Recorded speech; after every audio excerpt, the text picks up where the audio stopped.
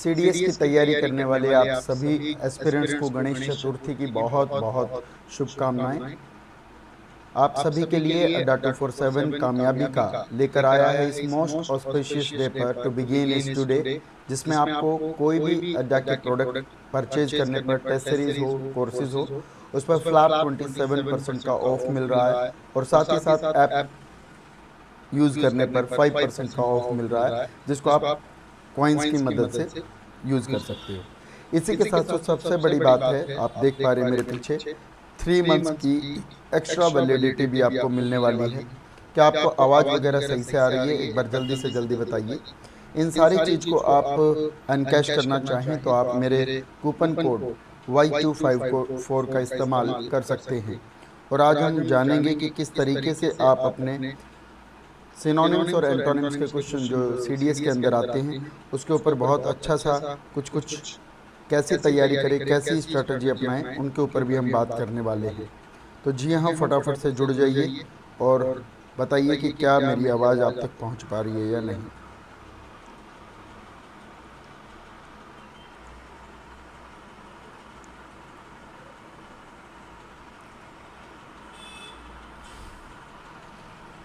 चलिए, इसी के साथ साथ यहाँ पर prime is back, the publication prime is back यहाँ पर आ गया है।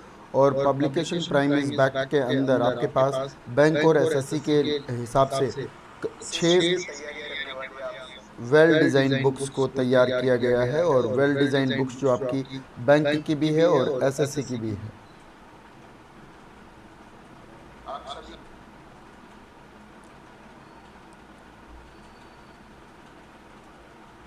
चलिए, सो यहाँ पर एक बार आवाज़ की शायद इशू आ रहा है।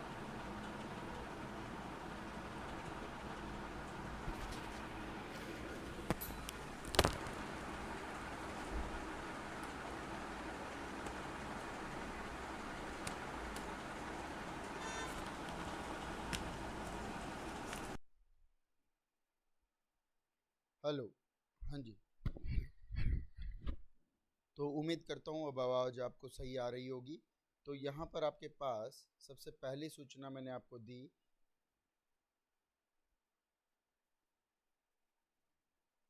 27% of plus 5% of using point. और अब इसके साथ साथ 3 मंथ की एक्स्ट्रा वैलिडिटी आपको हर कोर्स पे मिल रही है, जिसके लिए आपको कोड यूज़ करना है Y254। और साथ ही साथ आपके पास पब्लिकेशन प्राइम भी वापस आ गया है, जिसमें मात्र 999 रुपये में आपको 2 पब्लिकेशन प्राइम मिल जाएंगे, एक मैथ्स का और एक एसएससी का। जिसमें पब्लिकेशन प्राइम में बैंक के अंदर 6 वेल डिज़ाइन बुक्स है, जिसके अंदर 13,000 से ज़्यादा क्वेश्चंस आपके कवर किए गए हैं। और इसी तरीके से एसएससी पब्लिकेशन प्राइम में 5 अलग अलग किताबें तैयार की गई है, जिसके अंदर 15,000 से ज़्यादा क्वेश्चंस आपके कवर होने वाले हैं। इनको आप adda247.com से परचेज कर सकते हैं। इसी के साथ साथ आप 50+ ई बुक्स, साथ ही साथ 10,000 प्लस क्वेश्चंस भी इसके साथ फ्री पा सकते हैं, जिसके लिए आपको मेरा कोड Y254 का इस्तेमाल करना होगा। इसी के साथ because there is a good book behind every selected candidate.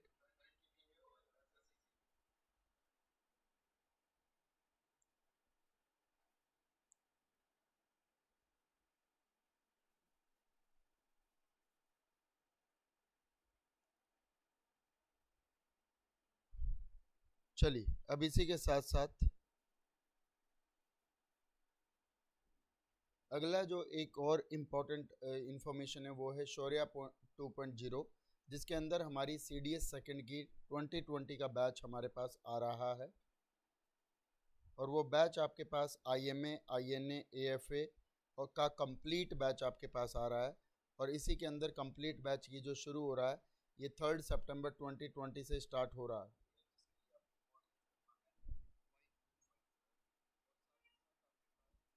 और ये जो बैच आपके पास रन करने वाला है वो 10 AM से 6:30 PM रन करेगा। ठीक है, चलिए, सो मुझे फटाफट बताइए कि क्या आपको आवाज़ ठीक ठाक आ रही है या नहीं।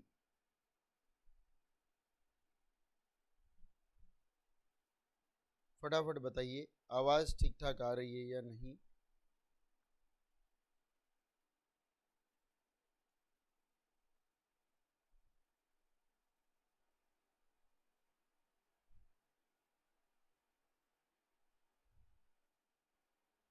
फटाफट बताइए आवाज आ रही है या नहीं।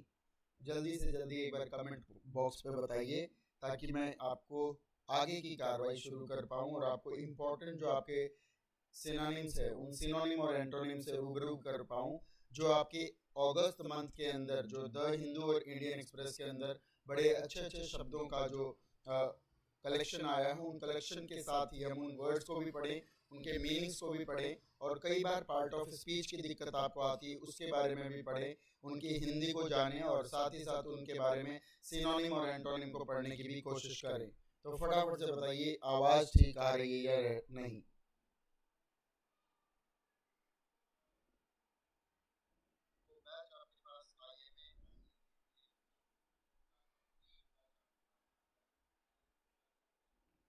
चलिए, सबसे पहला शब्द हमारे पास आ रहा है सक्सेंटली। सबसे पहला शब्द हमारे पास आ रहा है सक्सेंटली। सक्सेंटली शब्द जो है वो एक एडवर्ब होता है। सक्सेंटली शब्द अपने आप में एक एडवर्ब होता है जिसका मतलब होता है किसी चीज को बड़े ही संक्षेप में करना। जो आपके पास शब्द होता है सक्सेंट, जो आपके पास वर्ड होता है सक्सेंट, सक्सेंट जो शब्द होता है वो अपने आप में एक एडजेक्टिव होता है और इसके आगे अगर एल वाई लग जाता है तो वो एक अपने आप में एडवर्ब बन जाता है।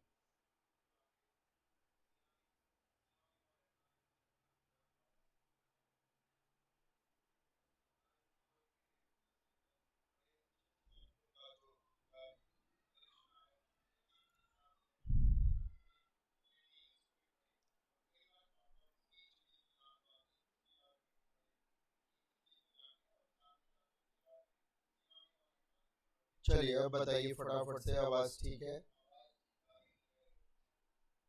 चलिए, सक्सेंटली का मतलब है in a way that expresses what needs to be said clearly and without unnecessary words.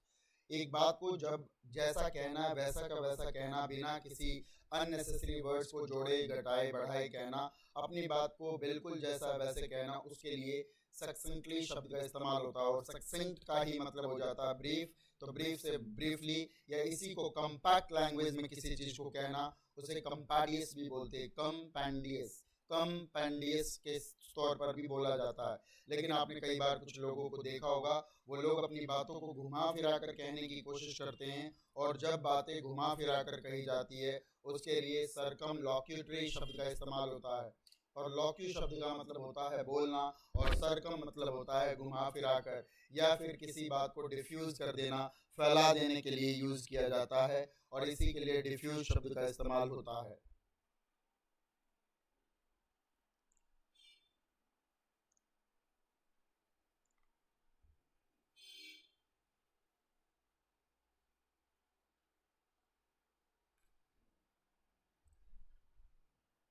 चलिए बताइए,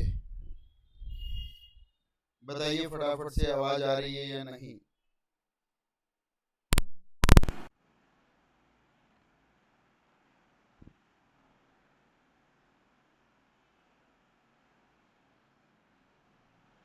अब बताइएगा प्लीज फटाफट से, आवाज आ रही है या नहीं।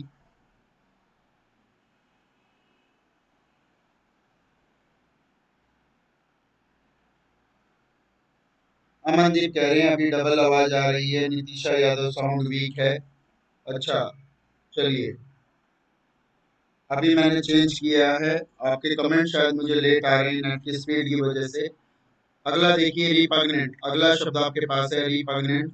रिपग्नेंट ए एन टी से खत्म होने वाला वर्ड है, और ए एन टी से खत्म होने वाले वर्ड्स एडजेक्टिव कहलाते हैं। और एडजेक्टिव के तौर पर रिपग्नेंट का मतलब होता है जो चीज आपसे पंगा लेती है। वो आपसे कोई भी चीज, स्थिति, परिस्थिति, कोई पशु, कोई व्यक्ति, कोई भी हो सकता है जो आपके प्रतिकूल होता है।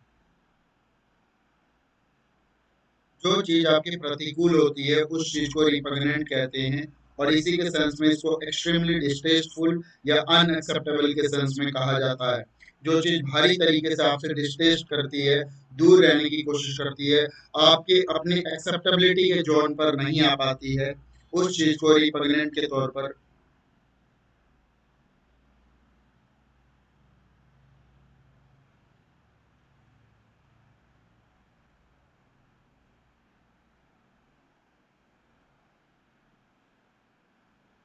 ठीक है। और इसी के सिनोनिम के तौर पर अबोरेंट और रिपल्सिव इसी के तौर पर आवाज बन जाएगी। अबोरेंट और रिपल्सिव इसी के सिनोनिम बन जाएंगे।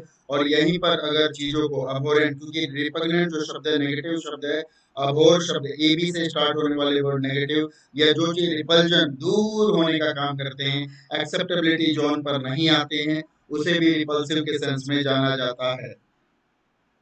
ठीक है।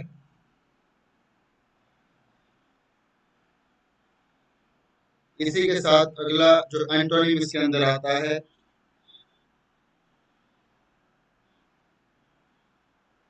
जो आपके पास एंटोनिम के तौर पर अगला वर्ड यूज हो रहा है वो है अपीलिंग या डिजायरेबल।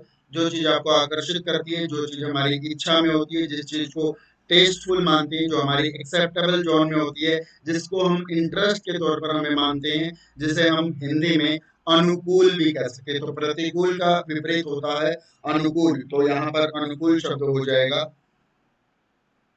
इसी के साथ साथ यहाँ पर एक शब्द है डेम्योर। डेम्योर शब्द का मतलब होता है आपत्ति जताना, यानी कि किसी चीज पर ऑब्जेक्शन क्रिएट करना, प्रोटेस्ट करना, किसी चीज पर अपनी असहमति दिखाने के लिए, आपत्ति दिखाने के लिए डेम्योर शब्द का इस्तेमाल किया जाता है।